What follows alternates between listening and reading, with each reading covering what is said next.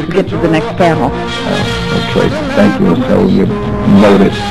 Well, let me thank you again, Madam Secretary. We hope that, as you can see, we have some very strong feelings, and we hope that we can work with the administration to try to correct some of these situations. I think that the horn is very, very important. However, we can't let one group take guns and brutalize its people, and then we say the other groups that do that, we're going to put them on a terrorist list.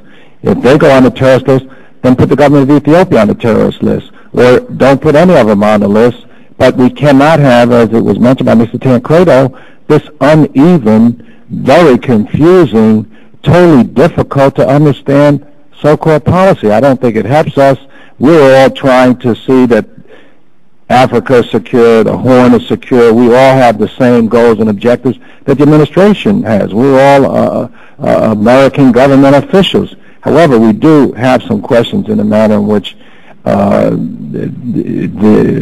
issues are resolved and issued and dealt with. So, but once again, we always appreciate your availability, and we will certainly be back in touch with you. Thank you, Chairman Payne. And let me just say that my first responsibility is to the security of American citizens.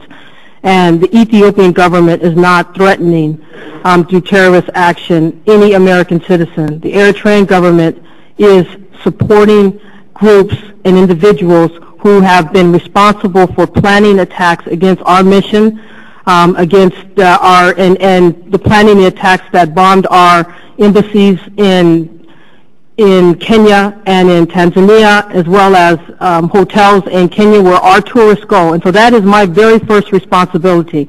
And I will put on the terror list, after the thorough interagency investigation, any government that threatens American citizens. That's my first responsibility. Well, thank you very much, and I wish you had put the warlords in Somalia on that list before, and then there would have been some consistency in your so-called policies. Thank you very much. Let's have our next panel, please.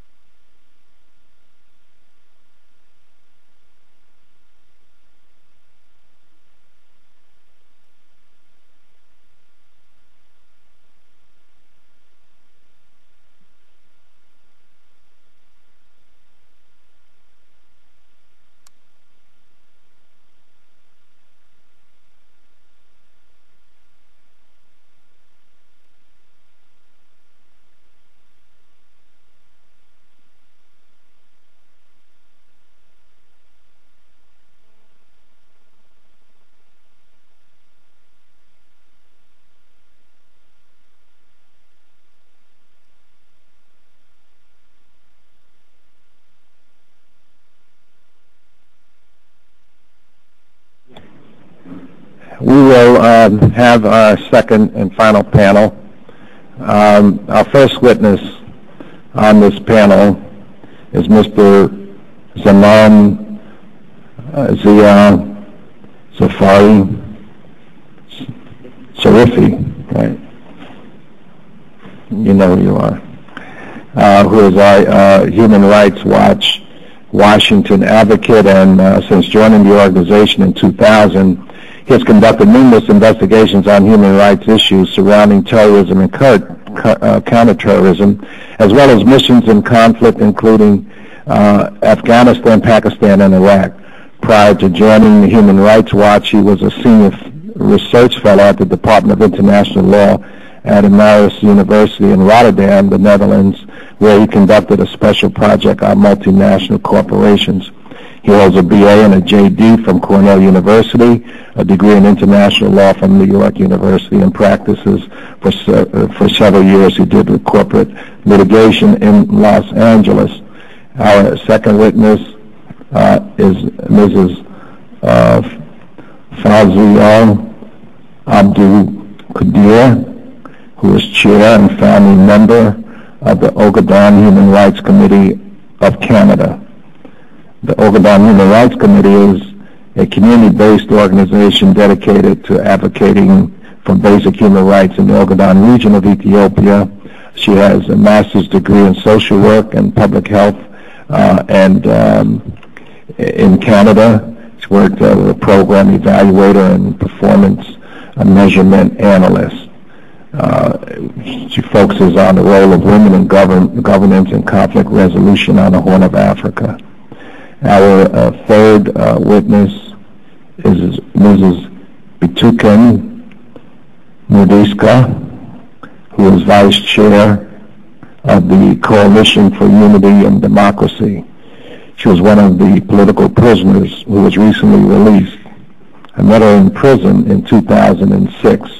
She was very courageous and principled, and a person that had written a letter which I was going to go through, but in time doesn't allow me, but I would just like to really commend her for her courage.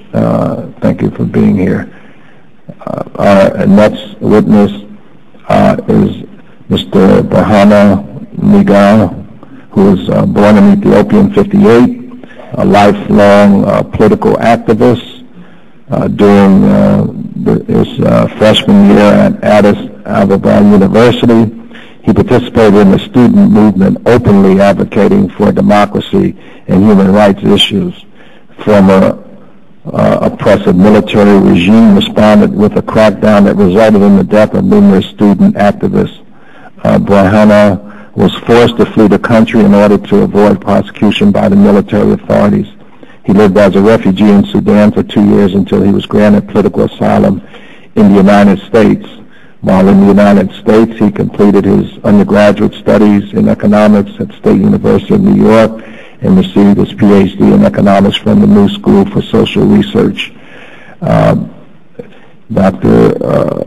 Bahana returned to Ethiopia with the hope of contributing to the economic and social development of his country. In 2005, he ran for mayor of Addis and won. He was arrested, thrown into jail by the ruling regime before he could take office. He was released from prison this summer. Our final witness is Dr. Peter Pram, who is the director of the Nelson Institute for International and Public Affairs at James Madison University. He holds the position of Associate Professor of Justice Studies, Political Science, and African Studies. Dr. Pram is an author of over 200 essays and reviews on political science and African issues.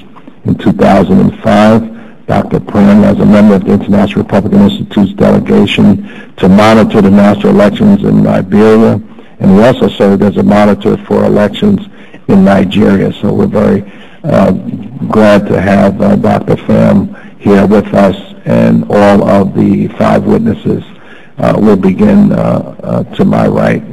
Dr. Yes. Push the button.